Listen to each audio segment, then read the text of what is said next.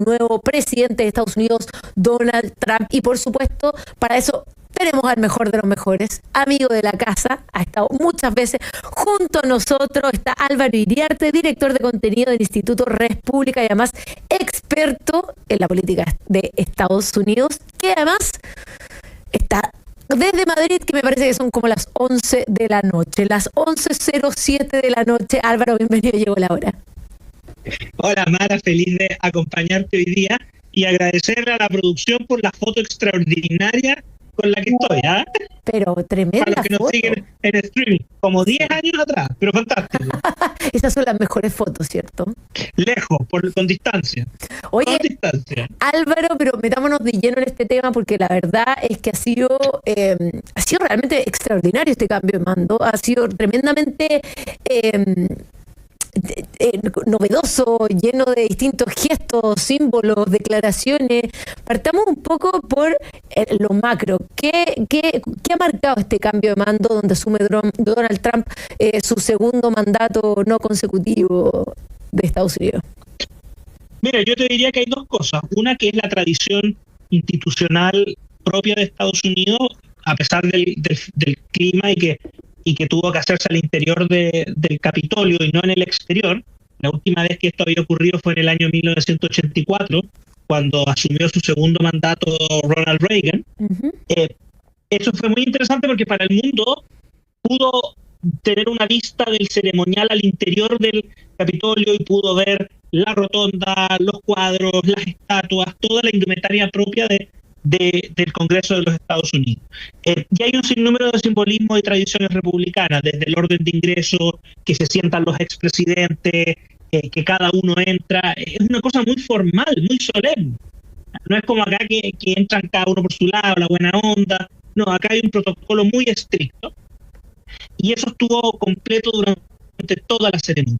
Y en materia macro, yo creo que efectivamente se cumplió lo que algunos veníamos planteando en conversaciones también y en otras instancias, que el tono del discurso inaugural de este segundo periodo fue bastante más positivo que el del 2017. O sea, el 2017 pasó a la historia por esta frase de que era una carnicería, refiriéndose a la situación que afectaba a Estados Unidos, ya las clases de ingresos medios y medios bajos, y que en el fondo dijo Donald Trump en esa oportunidad, esta carnicería se detiene aquí y ahora.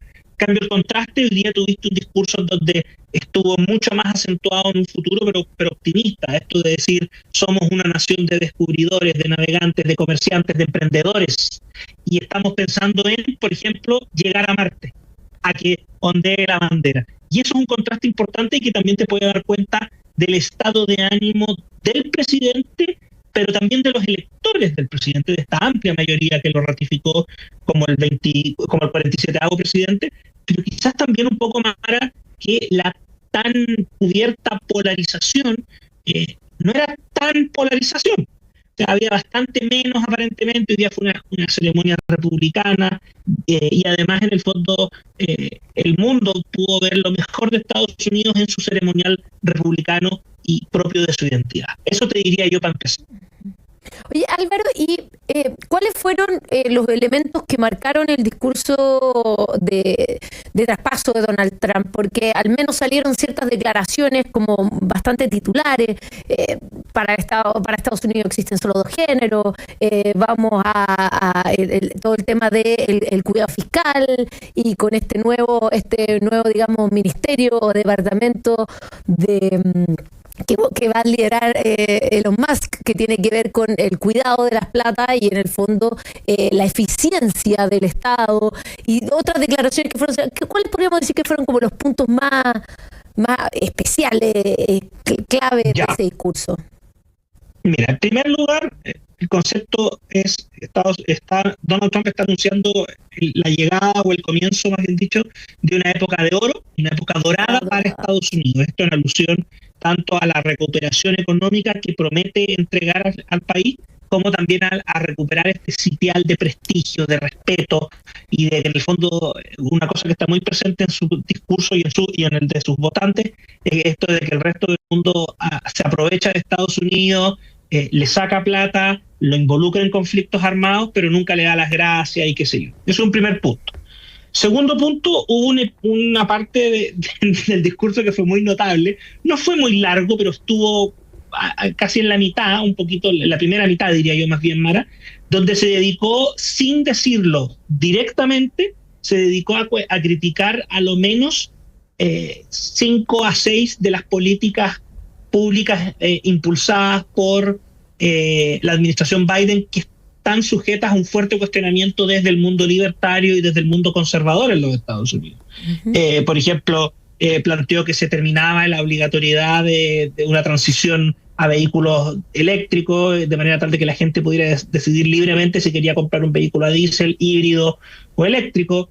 Planteó también que en el fondo se iba a terminar con las restricciones para la explotación de petróleo y otras formas de hidrocarburos en tierras federales, y ocupó una expresión que es muy popular, por ejemplo, entre la mayoría de los habitantes de Alaska, que es el drill anywhere, esto es perforar donde sea. Y él dijo, vamos a perforar, perforar y perforar, apuntando a la independencia energética de los Estados Unidos. Y otros temas, esos fueron críticas al gobierno de Biden. Un tercer punto, Mara, fue esto que planteó grandes desafíos para los 4 años que se aproximan pensando en el futuro. Uno es llegar a Marte, y estaba ahí la presencia con Elon Musk, y el segundo fue en el fondo restaurar el estándar de vida de los sectores populares y de ingresos medios y medios bajos de los Estados Unidos. Un cuarto punto, Mara, tiene que ver quizás la parte que más repercusiones va a tener, pienso yo, mediáticamente en Latinoamérica. Nuevamente insistió con el cambio de nombre del Golfo de México a Golfo de América, lo que la verdad cualquier país lo puede hacer en sus denominaciones internas, o sea, no, es un tema de nomenclatura, el resto del mundo probablemente lo siga llamando Golfo de México. Pero sí puede ser más interesante, volvió a reiterar su tesis de que Estados Unidos invirtió muchos recursos en el Canal de Panamá y que no estaría siendo tratado justa y adecuadamente. Y ahí sí hizo un punto de política de comercial internacional, Mara, cuando señala expresamente que los que están aprovechando y administrando y obteniendo los mejores réditos del canal son los chinos. Perfecto. ¿Te fijas? Uh-huh. Y eso yo diría que fueron elementos importantes. Luego sí mencionó el tema, como tú mencionabas, de que existe solo hombre y mujer, de que los padres... O sea, fue bien, pero el discurso fue bastante concentrado más bien en darle una hoja de ruta al Make America Great Again. Uh-huh. También mencionó el Dodge de Elon Musk y Vivek Ramaswamy. O sea, fue bastante redondo el discurso inaugural, y vuelvo a insistir, a lo menos en mi opinión, un contraste bien particular con el del 2017. O sea, es evidente que acá tenemos a una figura distinta a la que asumió el 2017. Bueno, estamos conversando con Álvaro Iriarte, director de contenido del Instituto República y experto en Estados Unidos. Álvaro, ¿qué es lo que se espera? Siempre los 100 primeros días de cualquier mandatario son bastante relevantes. ¿Qué es lo que se espera que sean las primeras políticas de Donald Trump y sobre todo en términos de lo que él se ha referido al tema migratorio, arancelario, relaciones internacionales en cuanto a la guerra? ¿Qué es lo que desde tu perspectiva van a marcar los primeros 100 días del segundo gobierno de Donald Trump? Mira, tenemos que recordar que en el fondo la gracia de los primeros 100 días, a diferencia de Chile que termina siendo evaluado por si mandó o no mandó proyectos de ley, el origen de los primeros 100 días está puesto en la administración de Franklin Delano Roosevelt, que era para mostrar este cambio de timón, y por eso se vuelve tan importante. En el caso de Donald Trump probablemente vamos a tener una fuerte actividad en materia migratoria. La declaración, que lo mencionó en su discurso, de una emergencia nacional para movilizar tropas para reforzar los patrullajes y los controles en la frontera sur con México. Distintos canales de noticias estaban reportando que existía una aplicación que se había creado por la administración Biden para enrolar y facilitar supuestamente, no sé cómo plantearlo bien, Mara, que no se me malinterprete a mí, pero una app que se descargaba en los teléfonos que el Estado entregaba, Estados Unidos entregaba a los migrantes ilegales para poder verificar dónde estaban y supuestamente concurrir a las audiencias respectivas, una cosa muy particular. dejó de funcionar. Y eso, por ejemplo, en materia migratoria va a ser un tema, y va a ser un tema importante en los primeros 100 días. Por segundo, yo me atrevería a decir que debería existir una suerte de impulso, a lo menos comunicacional, muy importante de la Agencia para el Gasto Gubernamental, o sea, para este departamento que es copresidido. ¿Por qué? Porque en el fondo, teniendo mayoría los republicanos en ambas cámaras, son en estos 2 primeros años donde el Dodge puede tener un mayor efecto. O sea, lo normal va a ser, o lo que uno podría esperar es que en las elecciones de medio mandato, que van a ser en 2 años más, pierda la mayoría, a lo menos en una de las cámaras. Entonces, el Dodge de Elon Musk tiene que funcionar rápido, y en el fondo probablemente varios de los recortes o de las cosas sean por la vía de decretos firmados por el presidente, mientras se avanza en otras cosas. Y un tercer aspecto, tiendo a creer yo, que se conecta un poquito con el primero, en el discurso también mencionó que una de sus medidas iba a ser decretar que los carteles que están operando en México, desde México o desde Colombia, para el efecto de tráfico de droga y otros aspectos en Estados Unidos, Donald Trump busca configurarlos como organizaciones terroristas. Eso también lo puede hacer por la vía del ejercicio de las facultades del presidente, Mara. No necesita reforma legal, y puede significar una forma muy particular de enfrentar al crimen organizado, porque sale en esa perspectiva exclusivamente de la jurisdicción de la policía local, y entras ya también a elementos relacionados con el FBI, pero atención, podrías también incorporar elementos de seguridad nacional que caen en la Agencia Nacional de Inteligencia, el Servicio Nacional de Inteligencia, ¿te fijas? Y esto puede cambiar la forma en que se enfrentan a los carteles.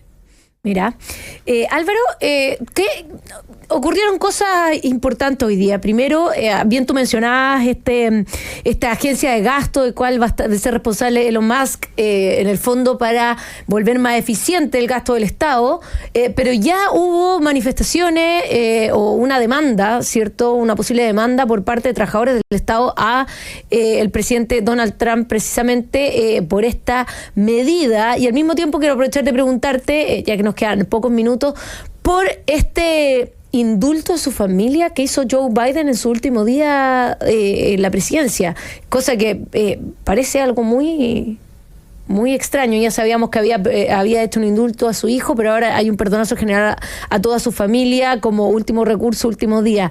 ¿Qué significado tienen ambas situaciones? Son 2 preguntas, pero... A ver, 2 preguntas, pero la respuesta es una sola. Esto te da cuenta a ti un poco de la desconexión que tenía la Casa Biden, la Casa Blanca de Biden, la administración Biden, el presidente, con el electorado de los Estados Unidos, y que en el fondo aquí hay elementos adicionales a sus capacidades cognitivas después del debate que hacían que tampoco fuera viable que él venciera a Donald Trump.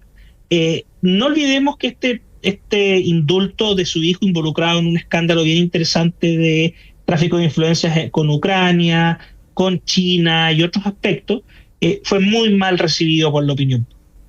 Muy mal recibido. Y esto es bien interesante porque en el fondo acá también te da cuenta de los sesgos que existen. Pero son importantes. O sea, en el fondo la prensa prefería hacer elucubraciones y plantear escenarios donde Donald Trump se autoperdonara por alguna de las condenas que podía obtener, y cómo esto iba a repercutir y vulnerar la separación de poderes del Estado, que fue lo mismo que hizo respecto a Richard Nixon en el año 74, cuando está con Watergate, si se iba a autoindultar o no, todo un tema. Y después, sí. Y en la práctica fue en este caso lo que corresponde al mundo de las izquierdas, en este ejercicio del indulto, muy similar. Esto al final del mandato y entre gatos y medianoche, y bien polémico, muy similar a los indultos del presidente Gabriel Boric a los antisociales y delincuentes que fueron liberados el 31 de diciembre, o sea, fueron indultados el 31 de diciembre entre gato y medianoche. O sea, es la misma dinámica. Esto no cayó bien, y esto va a ser un material que Donald Trump va a ocupar comunicacionalmente de seguro. O sea, ya lo hizo con el indulto a Hunter Biden, probablemente en el perspectiva de que no hay igualdad ante la ley, de que se está utilizando la institucionalidad para perseguir a unos y exculpar a otros. Eso va a ser parte del debate político también.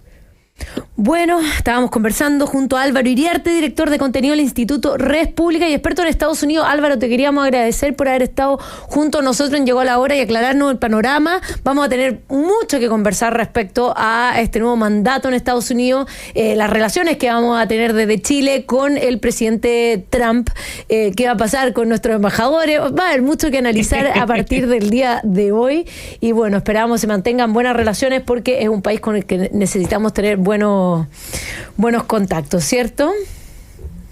De todas maneras, solo mención aparte, fue muy notable el tiro de cámara que estaba el presidente Javier Milei y la presidenta del Consejo de Ministros, Giorgia Meloni, sentados dentro de los dignatarios, que una cosa importante, en Estados Unidos no se suele invitar a dignatarios o representantes de otros gobiernos, jefes de gobierno. Van los embajadores con suerte. Y aquí se hizo una excepción y Donald Trump invitó un par, entre ellos a Meloni y a Milei. Si yo fuera a Chile me preocuparía de esa relación bilateral, mucho.